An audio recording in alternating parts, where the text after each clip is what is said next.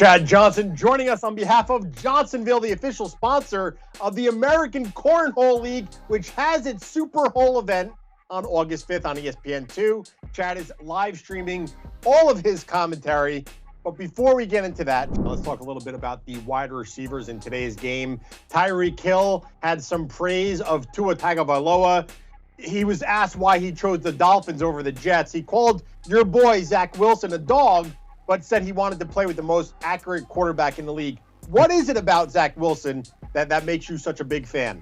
Listen, Zach is extremely good. Obviously, I had a chance to watch him at BYU, and he has an it factor. He's very Patrick Mahomes. I'm not saying he's Patrick Mahomes, but you watch his mechanics, his throwing motions, the way he moves. He's very Patrick Mahomes. So I became a fan of his very, very early, which is why I'm so high on him week in and week out. And Zach Wilson is going to flourish. He's going to flourish in New York. It's all about Salah and whoever else is in management getting the right pieces around him. Him and Elijah Moore, I think this year they're gonna create magic. They're gonna create magic, and they just continue to build over there in New York and put the right pieces around him. The job is gonna become so much easier. And I say this all the time: when it comes to young quarterbacks, the better the supporting cast, the easier their job becomes. Where the onus isn't just on them to get the job done. All right, so let's go from a younger quarterback to the oldest quarterback in the league. With Tom Brady, he just got a new offensive puzzle piece with Julio Jones. I know you had spent a year playing with Brady while he was with the Patriots. You think Julio can resurrect his career in Tampa? Oh yeah, most definitely, most definitely. They're gonna find ways to get him the ball. They're gonna find ways to use him within the offense. Obviously, they have a great receiving core already, so they're gonna find a way to implement Julio. And with Julio being there, he might be a factor on why the Bucs get back to the big dance again.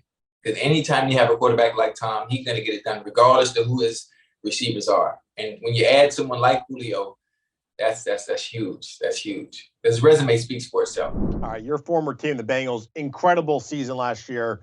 Have one of the youngest and most productive quarterbacks in Joe Burrow. Have one of the best and youngest receivers in the game in Jamar Chase, who had an incredible rookie season. I know you've had the chance to work out with him.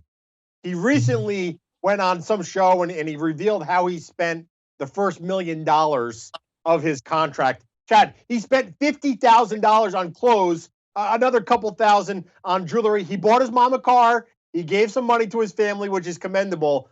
But Chad, I know you are the king of bargain shopping. So can you give the young man some tips on how to spend on how to budget his clothing? Well, it's early. It's early. Obviously, when you reach the NFL, and I think people need to understand this. When you reach the NFL and you put in all the work, it's okay to enjoy the fruits of your labor. It's okay to take care of those who made sure or played a hand in you getting to the point in life where you are now, and paying them back in moderation. In moderation, it's okay to do it. I think not in Jamar's case, in others' cases where the family, you have to learn how to say no. You have to learn how to say no. And obviously for me, Jamar will get to a point in his career where he won't need to have the car, have the jewelry, or any of that other stuff because his name itself is more valuable than anything he can purchase. And that is one of the reasons why I was the way I was with not needing cars, not needing jewelry, not needing the designer clothes, because my name alone was bigger than anything I could purchase. And he is almost at that point in such an early stage in his career, so he'll understand it. Excellent wisdom from a KG veteran that knew how to handle himself throughout his NFL career. Chad, let's go rapid fire, okay? Best overall route runner. Devontae Adams, Keenan Allen, Stephon Diggs. It's like 1A, 1B, or it's like saying Kobe, LeBron, Michael Jordan. They can all get it done. It just depends what you like, but those three is 1A, 1B, 1C. All right. Speaking of being a fan, I know you're a big FIFA fan. Easily. I'm the best FIFA player in the world. What console and what year? Actually, I've been the best since '98, and I play on PS5. I play on Xbox. I play on PC. So I'm an equal opportunist when it comes out to giving beatings. So no one can have an excuse because I play on everything. All right, the American Cornhole League. I got a two-part question here for you. One, do you play cornhole? I know you're great at FIFA, great football player, all-around athlete. Do you play cornhole? This is the fun thing. Obviously, I played football in the Midwest, right? You know what we do in the Midwest? We play cornhole.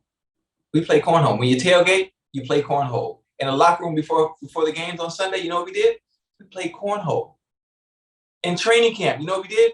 We played cornhole. Guess who the best cornhole player was with the Dolphins, with the Bengals from 2001 to 2010? It was me.